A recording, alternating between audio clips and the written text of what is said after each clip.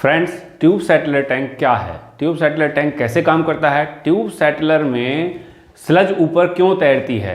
इस स्लज को कैसे दूर कर सकते हैं? एमबीबीआर में एमएलएसएस क्या होती है? एमबीबीआर में एमएलएसएस अगर कम है तो ज़्यादा कैसे करें, अगर ज़्यादा है तो कम कैसे करें? इन सभी सवालों के जवाब लेकर के आज मैं आया हूँ आपके पास। मैं हरीश शर्मा, बिल्डिंग संचालन चैनल से एक बार फिर आपके साथ। आइए वीडियो को करते हैं स्टार्ट। फ्रेंड्स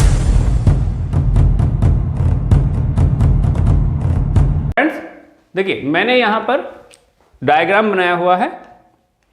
फ्रेंड्स, मैं इसका प्रैक्टिकल वीडियो भी लेकर के आऊँगा।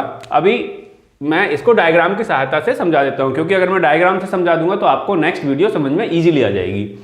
देखिए, यह है ट्यूब सेटलर टैंक। फ्रेंड, तो ये मैंने क्या बनाया हुआ है, ये जो आप देख रहे हैं ये फ्रेंड एमबीबीआर है। क्या है? एमबीबीआर, यानी मूविंग बैग्ड बायोरिएक्टर। तो इसमें एमबीबीआर भी हो सकता है, एफबीआर भी हो सकता है, सेफ भी हो सकता है, कोई सा भी हो सकता है। मींस ये है रिएक्टर। क्या है फ्रेंड? रिएक्टर, एसटीपी का। इससे पहले कलेक्शन टैंक। तो ये मैंने रिएक्टर बनाया हुआ है और ये ट्यूब सेटलर बनाया हुआ है। अब देखिए फ्रेंड, इसको थोड़ा सा समझने के लिए आपको पहले समझना होगा कि एमबीबीआर का क्या फंक्शन है और सेटलर का क्या फंक्शन है, तभी आपको सारी चीजें समझ में आएंगी। फ्रेंड, हमेशा क्या होता है कि एमबीबीआर में कलेक्शन टैंक से यहां पंप लगे रहते हैं, ठीक है, और इससे कलेक्शन टैंक से जो है इसमें सीवर आता है और इनमें इसी से जाता है। ठीक है, क्या करते हैं, कलेक्शन टैंक से एमबीबीआर में डालते हैं और एमबीबीआर से पानी जाता है फर्दर, ट्रीट होकर फिर जाता है ट्यूब सेटलर में। ठीक है, ये क्या है फ्रेंड? ये है ट्यूब सेटलर टैंक। तो अब आप ये चीज नहीं समझनी, हमें आज ट्यूब सेटलर के बारे में समझना है। तो देखिए, ये जो एमबीबीआर है इसमें क्या है, हमेशा एमबीबीआर या कोई भी रिएक्टर पार्ट बाई पार्ट बना होता है, यानी ये इतना 4 खाने में बना हुआ है। तो इसमें होता क्या है फ्रेंड, पहले जो पानी जाएगा वो केवल इन 2 टैंक में जाएगा और इस टैंक में रिएक्ट होने के बाद, यानी मीडिया रहता है, वो मीडिया जो लाइव मीडिया है वो इसको खा लेता है और खा करके फिर इसमें आएगा, फिर जो बचेगा उसको खाएगा और उसके बाद ट्रीट होने के बाद ये पानी यहां से ट्यूब सेटलर में जाता है। ठीक है, तो ये चारों जो हैं, पहले पानी इसमें आएगा, इससे पानी इसमें जाएगा। ठीक है, किससे? एमबीबीआर से ही इसमें जाता है। पहले यहां, पहले तो चारों में मीडिया रहता है फ्रेंड्स। ये मीडिया है जो इसमें पड़ा रहता है, जिस पर हमारा बैक्टीरिया जो भी है, बायो बैक्टीरिया है, वो इस पर रेस्ट करता है और वो हमारा जो है, जो सीवर हम भेजते हैं, सीवरेज देते हैं, उसको खा करके खाद में परिवर्तित करता है। ठीक है, डिस्पोज ऑफ करता है। तो फ्रेंड, ये तो एमबीबीआर का फंक्शन है। अब होता क्या है, एमबीबीआर से ट्रीट होने के बाद में पानी आता है ट्यूब सेटलर में। तो ट्यूब सेटलर की जो संरचना होती है फ्रेंड, लगभग जितने बड़ा एमबीबीआर होगा उससे थोड़ी छोटी होगी, लगभग बराबर सी ही होती है। तो फ्रेंड, ये देखिए ट्यूब सेटलर है। अब इसमें ये 2 पार्ट में बटा हुआ होता है। ठीक है, कैसे? ये और ये। तो इसमें क्या है फ्रेंड, यहां से जो पानी आता है वो सिर्फ इस वाले हिस्से में आता है। ये वाला हिस्सा कौन सा है जो पानी आता है? ये जो पानी आ रहा है वो फ्रेंड, मैंने दूसरा चित्र बनाया हुआ है, यहां से आ रहा है। तो यहां से पानी आके बिल्कुल नीचे आता है। ये भी आरसीसी की वाल है, ये भी आरसीसी की वाल है, मतलब जो अगर आरसीसी टैंक है तो आरसीसी की ही रहेगी। तो फ्रेंड, पानी सारा यहां से नीचे आता है, यहां से, और यहां से फिर ऊपर जाता है। समझ गए मेरी बात? यहां से आता है। तो ये क्या है? ये वाला है। ठीक है, अब उसके बाद ये टैंक है। तो इस टैंक में मैंने नीचे का बॉटम आपको दिखाया हुआ है। बॉटम में क्या रहता है फ्रेंड? ये स्लोप रहता है ऐसे, मतलब अगर पानी कहीं भी आएगा तो सबसे नीचा पार्ट ये है, सबसे डाउन जो है ये है। ये और ये सिरा, इसका कम से कम 1 फीट डाउन रहता है, यानी ये 1 फीट ऊंचा है और ये 1 फीट डाउन है, यानी ये स्लोप है। ये जो मैंने ऐसे दिखाया है ना इधर को, तो ये फ्रेंड चारों तरफ से ऐसे इसमें स्लोप है। क्या है? स्लोप है। और सबसे नीचा पार्ट ये छोटा सा होता है, 2 बाई 2 फीट का होता है, बस। कितना? 2 फीट बाई 2 फीट का। और इसमें लगा रहता है एक पाइप, और पाइप से बाहर होता है इस तरीके से, बाहर निकाल के टैंक के बाहर लगे होते हैं पंप, जिनको हम बोलते हैं स्लज ट्रांसफर पंप। ठीक है, ये क्या करते हैं, जितनी भी स्लज इसमें इकट्ठी होती है उसको यहां से हम सक कर लेते हैं और सक करके स्लज ट्रांसफर कर सकते हैं। चाहे तो एमबीबीआर में करें और चाहे हम स्लज टैंक में करें। ठीक है, क्योंकि ये समय समय पर क्लियर करना होता है। अब आगे समझिए इसकी संरचना कैसी है, फिर मैं आपके सारे सवालों के जवाब दूंगा। ठीक है, ये तो है नीचे का पार्ट। अब इसमें क्या होता है फ्रेंड, लगभग जैसे अब आप यहां आ जाइए, ये टैंक नीचे से, ये जो मैंने दिखाया है स्लोप, ये ऐसे होता है। ठीक है, ये स्लोप है और नीचे 2 बाई 2 का पोर्शन ये है। ठीक है, ये जो पोर्शन है ये मैंने चौकोर वाला दिखाया, ये वाला पोर्शन है ऐसे, और यहाँ से पाइप लगा हुआ बाहर है जो पंप को आया हुआ है, ये जो पाइप आया हुआ है यहाँ से बाहर आया हुआ है। ठीक है, अगर ऊपर से देखते हैं तो ऐसा दिखेगा और नीचे से देखेंगे तो ऐसा दिखेगा। फिर ठीक है, फिर फ्रेंड क्या होता है कि इस टैंक में जहां ये स्लोप है इससे करीब करीब मान के चले कि 3 या 4 फीट ऊपर, 3 फीट या 4 फीट ऊपर क्या लगा हुआ होता है, जाली लगी होती है। कहां, ये जाली कैसे दिखेगी, जब ऊपर से दिखोगे तो ऐसे इसमें जाली दिखेगी आपको फ्रेंड। ठीक है, ऊपर सारे में ये आपको जाली दिखेगी, जाली, और ये जो है लोहे के बड़े बड़े बीम बना करके उस पर जाली रेस्ट कर दी जाती है, जिसपे जो ट्यूब डेक मीडिया है वो लगाया जाता है। ठीक है, तो ये आपको यहां जाली दिखेगी इसके ऊपर ऐसे, अगर आप झांक के देखोगे तो ऐसे दिखेगा उसमें, जब ट्यूब डेक मीडिया निकाल करके देखोगे तो खाली आपको ऐसा दिखेगा। क्लियर, अब आप यहां आ जाइए फ्रेंड, इसमें क्या होता है, ये जाली है, क्या है ये जाली, जहां पर हमें ट्यूब डेक मीडिया रखना है। तो ये ट्यूब डेक मीडिया जो होता है ये करीब करीब इसका साइज जो अलग अलग भी होता है, लेकिन ये 120 बाई 750 है।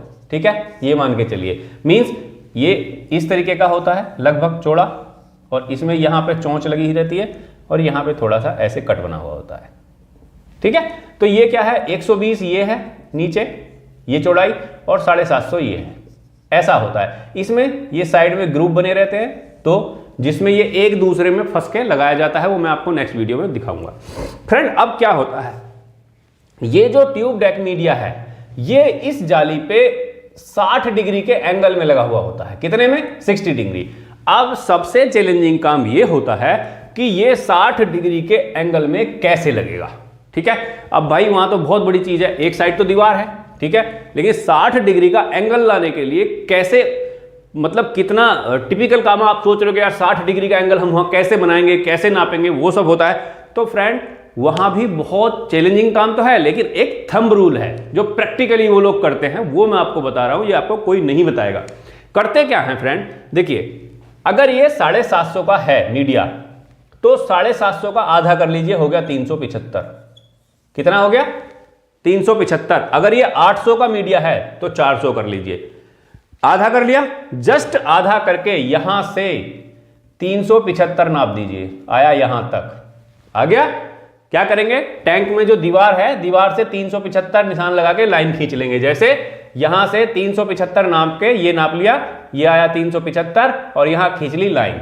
ठीक है, ये 375 नाप के खींच लिया। अब इस लाइन से ट्यूब डेक मीडिया लगाना शुरू कर दीजिए, यहां से मीडिया ऐसे दीवार पे सटा दीजिए, यहां बेस रखिए और दीवार पे सटा दीजिए, एग्जैक्ट 60 डिग्री का एंगल बन जाएगा। और फिर क्या होगा, फिर जो बाकी का ट्यूब डेक मीडिया है वो इसी में फंस के लगता रहेगा और लास्ट तक सेम एंगल में वो लग जाएगा। ठीक है, तो बहुत ईजी है फ्रेंड। क्या करना है, जितनी हाइट का ट्यूब डेक मीडिया है उसका जस्ट हाफ करके आधी लेंथ यहां नाप लीजिए, निशान मार लीजिए और उस पर लगा दीजिए, हो गया 60 डिग्री का एंगल। ये तो हो गया ट्यूब डेक मीडिया कैसे लगता है। अब फ्रेंड इसका मैं आपको समझाता हूं प्रोसीजर, चलता कैसे है पानी। तो ये तो आप समझ गए कि जो भी यहां से पानी ट्रीट होकर आएगा वो यहां आएगा, यानी यहां आएगा। अब इस पानी को क्या है, इतना नीचे तक रहती है ये आरसीसी वाल, और पानी बिल्कुल नीचे बेस से आता है। ठीक है फ्रेंड, बेस से आता है। तो बेस से क्यों आता है, सबसे पहला क्वेश्चन यही है कि भाई बेस से क्यों देते हो, हम डायरेक्ट ऊपर से क्यों नहीं डाल सकते। तो ये ट्यूब डेक मीडिया कैसे काम करता है वो सब मैं समझाने की कोशिश करता हूं। फ्रेंड देखिए, जब रा सीवर आता है, रा सीवर, तो रा सीवर में दो प्रॉपर्टी होती हैं। जब एमबीबीआर में जो बायो है, बायो बैक्टीरिया है, वो जब उसको खा लेता है तो जितना डिस्पोज ऑफ होता है, इसमें क्या होता है, खाने के बाद जितना डिस्पोज ऑफ होता है वो तो होता है सिल्ट।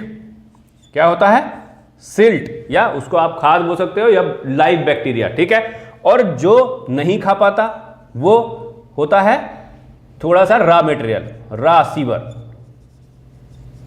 अगर मैं आपको हिंदी में समझाऊं तो फ्रेंड ये रा सीवर क्या है, टट्टी है, लैट्रीन है।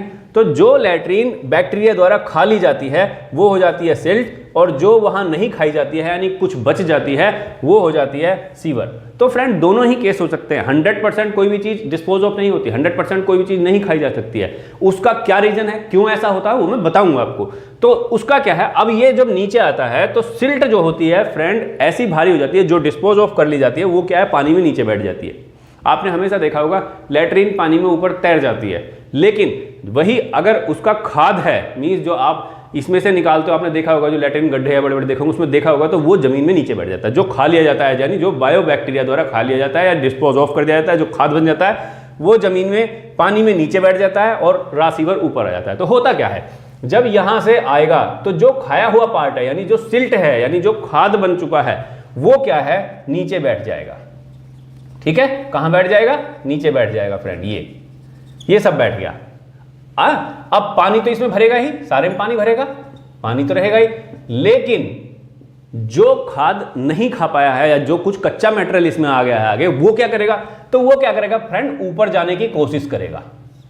क्या करेगा, जो नहीं खाया गया वो ऊपर जाने की कोशिश करेगा। तो वो ऊपर जब जाएगा, तो जब ये तिरछी रखी हुई है तो पानी तो फ्रेंड सीधा ही चलेगा, यानी जो सीवर होगा इसमें या जो सिल्ट आएगा, जो ट्रीट होकर आ रहा है, वो इसमें सीधा चलेगा। तो सीधा चलेगा तो इसमें क्या है, ट्यूब डेक मीडिया की ऐसी प्रॉपर्टी रहती है, प्लास्टिक का मीडिया होता है पीवीसी का, ये उसको अपने आप में चिपका लेगा। ठीक है, इस पे जो है एक चौकोर सा ट्यूब डेक मीडिया में होल टाइप के बन जाते हैं, ट्यूब बन जाती हैं। तो उन ट्यूबों में जब पानी जाएगा तो जो भी उसमें रॉ सीवर या जो भी जा रहा है, जिसको आप बोलते हो कि भाई स्लरी ऊपर आ रही है या जो है ऊपर जो है इसके मटेरियल तैर रहा है, स्लज तैर रही है, तो वो चीज इसमें चिपक जाएगी। क्या चिपक जाएगी, इसमें सिल्ट चिपक जाएगी, यानी जो रॉ मटेरियल होगा, जो नहीं खाया हुआ है, वो ऊपर जाएगा, वो इसमें चिपक जाएगा और आपका ऊपर पानी बिल्कुल साफ आ जाएगा। तो इसमें क्या है, ऊपर स्लरी नहीं आएगी या स्लज ऊपर नहीं तैरेगी। ठीक है, तो अब क्या होगा, जब पानी साफ आएगा तो पानी फ्रेंड ऊपर लेवल तक आता है। अब देखिए, इसमें साइड में एक ड्रेन सिस्टम बना रहता है इस तरीके का। कहां बना रहता है ये ड्रेन सिस्टम, यहां, और ये ऊपर से कुछ नीचे होता है, यहां ड्रेन सिस्टम बना रहता है ऐसे, इस साइड में, सॉरी, इस साइड में ड्रेन सिस्टम बना रहता है, जिस साइड में इन है इसमें आउट है, तो यहां ड्रेन सिस्टम बना रहता है ये वाला। इस ड्रेन सिस्टम में यहां थोड़ा गैप दे करके चैनल लगे होते हैं और उस पे एक थिन, मान के चलिए प्लास्टिक की थिन फिल्म लगा दी जाती है, या प्लास्टिक की आप एक्रेलिक सीट लगा दी जाती है, प्लास्टिक सीट लगा दी जाती है। ठीक है, वो क्यों लगा दी जाती है, तो पानी तो जो ये है इससे ऊपर जाने की कोशिश करेगा जो यहां है। तो होता क्या है, जब हम इसको और पानी जाएगा तो फ्रेंड पानी तो यहां से नीचे से जाएगा, क्योंकि ये तो फिल्म है। अब मान लो इसमें कुछ स्लज ऊपर निकल भी जाती है इस ट्यूब डेक मीडिया से, जो ऊपर जाके तैरती है, तो वो क्या है, यहां तैरेगी ऊपर, और वो यहां अटक जाएगी, यहां से डायरेक्ट नहीं जाएगी। लेकिन इसके नीचे तो पानी रहेगा, जो साफ पानी सेटल रहेगा, सेटल हो जाएगा, पानी स्थिर हो जाएगा, तो वो साफ पानी यहां से अंदर जाके यहां आएगा। ठीक है, सारे में अंदर आएगा और यहां से सीसीटी टैंक को चला जाएगा, क्लोरीन कॉन्टैक्ट टैंक आगे चला जाएगा, जिसको हम ट्रीट करके, टर्शियरी ट्रीट करके उसको आगे फर्दर कर देंगे। तो आप इसकी बात समझ गए, ट्यूब डेक मीडिया कैसे काम करता है और कैसे ये एंगल पे लगाते हैं। अब मैं आपको बताता हूं फ्रेंड, पहला क्वेश्चन देखिए, हम करते क्या है, जब यहां जो ये स्लज आती है, ये इस स्लज की मैं बात बताता हूं, ये क्यों जमा हो जाती है। पहला क्वेश्चन ये है कि स्लरी आती क्यों है, तो स्लरी आती इसलिए है कि यदि इसमें जो रॉ मटेरियल भेजा या रॉ सीवेज भेजा है, अगर वो पूरी तरह से डिस्पोज ऑफ नहीं हुआ तो वो आगे जाएगा, और आगे जाएगा तो जो सिल्ट ऑफ है वो तो नीचे बैठ जाएगी और जो बचेगी वो ऊपर जाएगी। पहली कंडीशन इस कारण से आती है, पहला कंडीशन। ठीक है, दूसरा कंडीशन तब आती है जब ये पूरा सिल्ट ऑफ से मट्टी से भर गया। ठीक है, ये सिल्ट ऑफ हो गया पूरा, ये खाली नहीं हुआ कभी। ठीक है, तो यहां से जो पानी आएगा ये प्रेशर से ऊपर की तरफ बढ़ता रहेगा, और ऊपर बढ़ने के बाद जितनी भी सिल्ट ये जमा हो जाएंगी, अगर हम इसको साफ नहीं करते हैं तो ये भारी हो जाएंगी। ये भारी हो जाएंगी, ये क्या करेंगी, इसको तोड़ देंगी, ट्यूब डेक मीडिया को तोड़ देंगी, या इनके लिंक खुल जाएंगे, ये पानी में तैरने लगेगा। ठीक है, ट्यूब डेक मीडिया किससे टूटता है, इसी सिल्ट से टूटता है, यदि हम इसको समय समय पर खाली नहीं करते हैं तो। ठीक है, दूसरी चीज, तीसरी चीज, अगर हम इसको खाली नहीं करते हैं तो सारी स्लज ऊपर जाके यहां तैरने लगेगी, क्योंकि यहां तो जगह ही नहीं बची नीचे निकालने के लिए, उसको जमने के लिए। भाई स्लज तो यहां से भारी होकर यहां जमती है, लेकिन अब स्लज यहीं आ रही है, पानी भी आ रहा है प्रेशर से, तो ये उठ के ऊपर चली जाती है, ट्यूब डेक मीडिया को तोड़ देती है और ऊपर जाके स्लरी आने लगती है। ठीक है, तो दो कंडीशन में स्लज ऊपर आती है, एक तो अगर यहां प्रॉपर ट्रीटमेंट नहीं होगा तो भी स्लज ऊपर आएगी, दूसरा ये कंडीशन अगर फुल होगी तो भी स्लज ऊपर आएगी। ठीक है, अब स्लज को दूर करने के दो तरीके। सबसे पहली बात, जो ट्यूब सेटलर टैंक है, इसको ट्यूब सेटलर टैंक को अगर आपका जितने कैपेसिटी का एसटीपी है प्रॉपर चल रहा है, मतलब उतना स्लज आ रहा है, अगर आप रेजिडेंशियल बिल्डिंग में हैं तो आप उसको वीक में सैटरडे फिक्स कर लीजिए।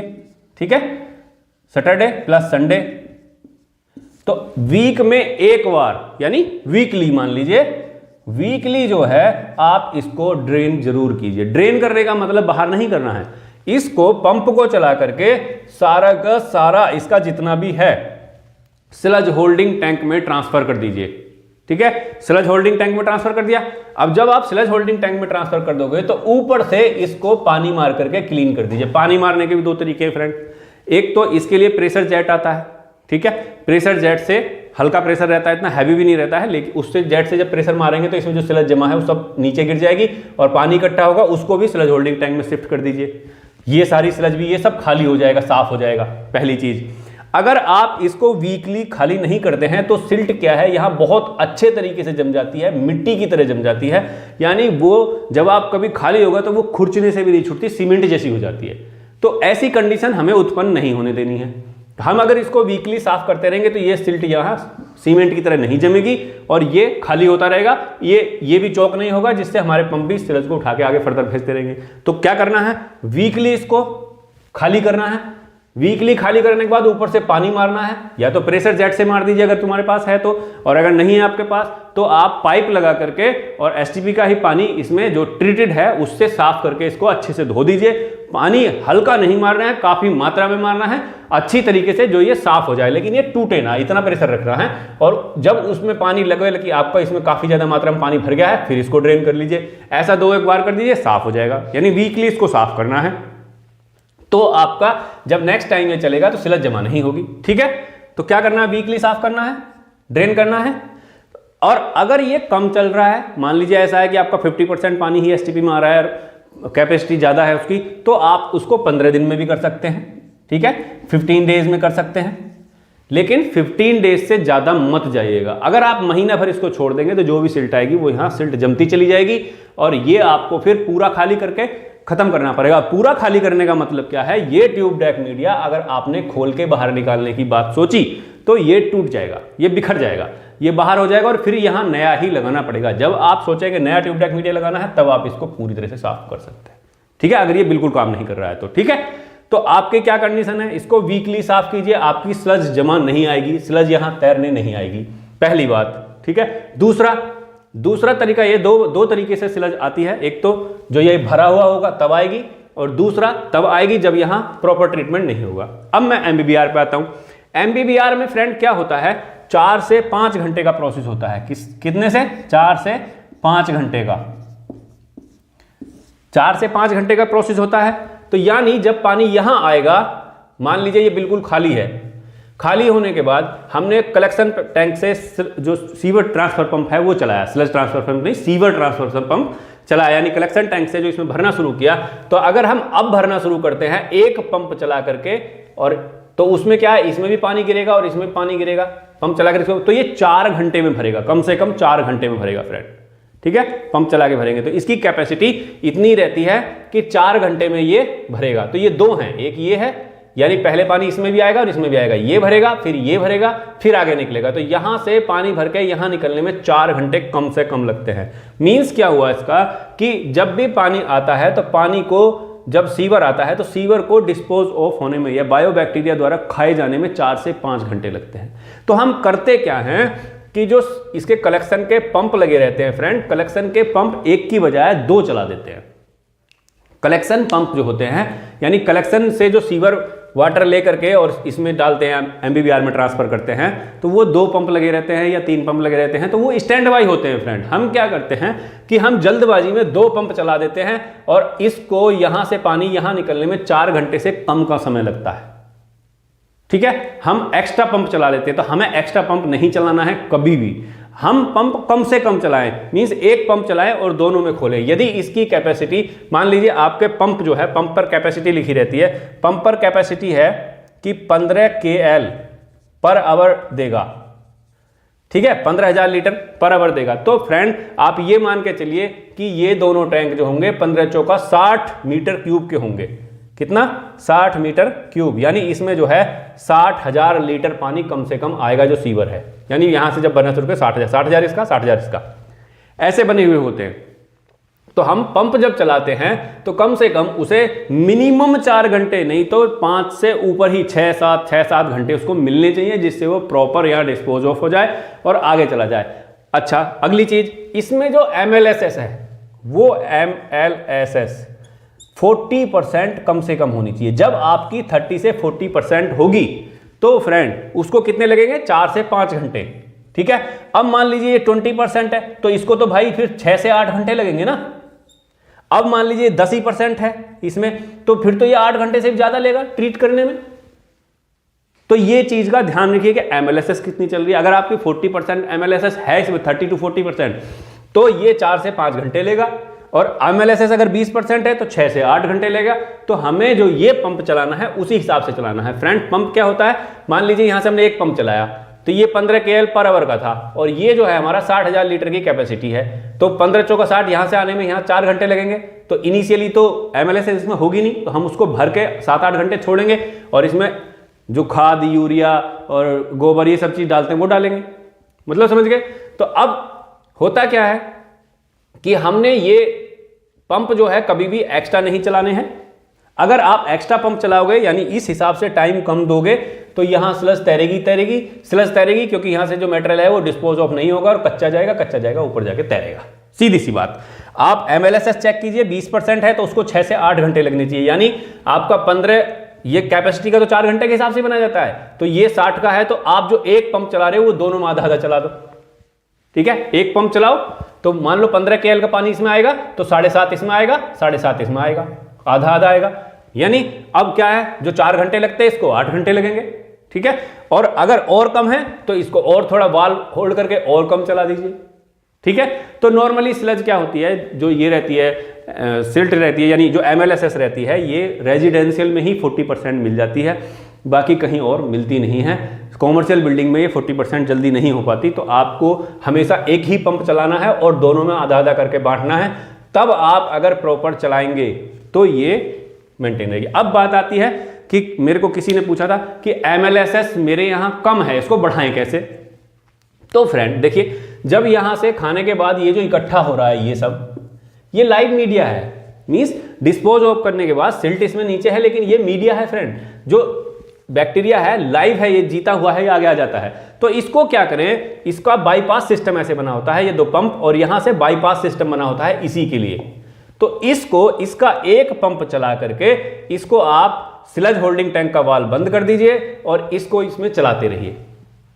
ठीक है, अगर आपकी 20% है तो आप इस बाईपास को कभी बंद मत कीजिए, जब ड्रेन करना हो तभी बंद करें, नहीं इस बाईपास को इसमें चलने दें जब तक आपकी 40% MLSS नहीं हो जाती है। जब आपको लगता है कि 40% से ज्यादा जा रही है तो इस पंप को बंद कर दें और यहां से ये जो है वीकली डिस्पोज ऑफ करके, यानी यहां से सिल्ट को इसको उठा के स्लज टैंक में डालें, इसको खाली करें हर वीक में, लेकिन बाईपास बंद कर दें। जब आप बाईपास बंद कर देंगे और इसको खाली कर देंगे हर वीकली, तो ये MLSS आपकी डाउन होती चली जाएगी।